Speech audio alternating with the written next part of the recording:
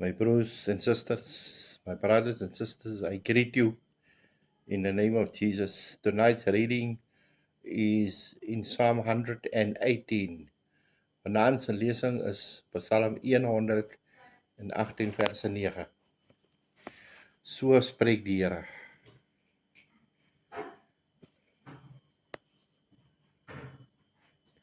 Dit is beter om by die Here te skuil as om by leiers te vertrou. Die Here spreek hier, hy sê is beter om by die Here te skuil as om by leiers en mense te vertrou, om hulle te glo, om te dink mense gaan jou uitweg is. Niemand kan jou uitweg is behalwe God. Maak die Here nommer 1 in jou lewe.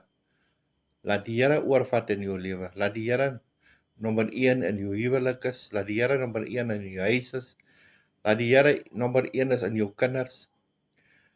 Laat die Here nommer 1 is waar jy werk en wat jy doen. Sit die Here eerste in alles.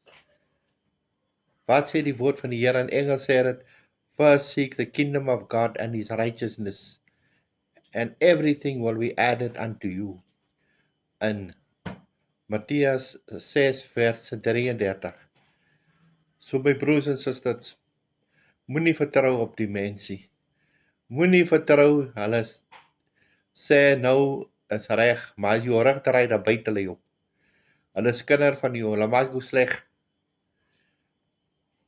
Nie as jou broers en susters kan jy vertrou nie. Jy kan niemand in die wêreld vertrou nie, behalwe God. God is die uitweg. Ek weet daarvan.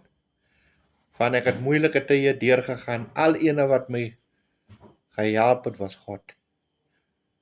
God het my opgetel, wat ek nou het en werk en alles, is deur God se genade. God is die uitweg, die waarheid en die lewe. Hy het Jesus gestuur op die kruis om te sterf vir ons.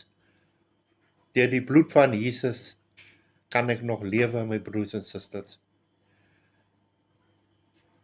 Ek was deur myn ongelukke alles al, ek was deur operasies alles, maar die Here het my standende gehou. Ek staan nog steeds. Ek glo in die Here. Ek glo in Jesus. Ek glo in sy seun. Ek glo in die Heilige Gees.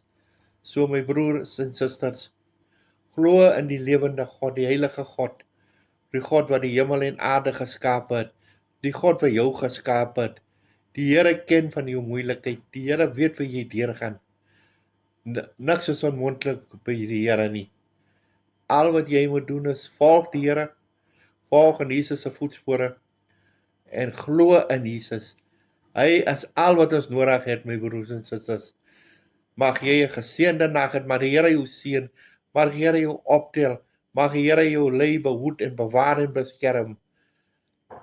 Mag die Here jou en jou huis en jou gesin ryklik seën. Van seëninge kom van die Here af.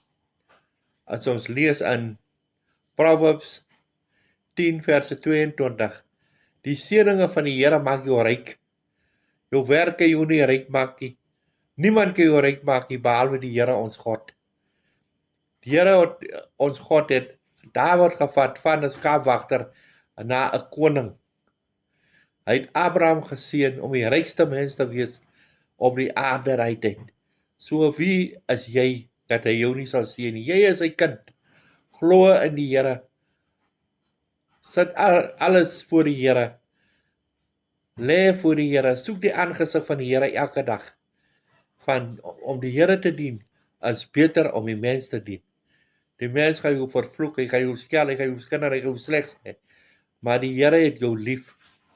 Die woord sê God het alle mense lief. Maak nie saak wat jy deurgaan nie. Maak nie saak die moeilikheid wat jy deurgaan nie. God het jou lief. God gee om vir jou. God ken jou omstandighede. Die Here weet waar jy deurgaan elke dag. Hy sien waar jy deurgaan. Hy wag vir jou stem, sodat jy kan praat en alles voor die Here kan lê. So mag die Here jou seën in God die Vader, God die Seun en God die Heilige Gees in Jesus naam. Amen.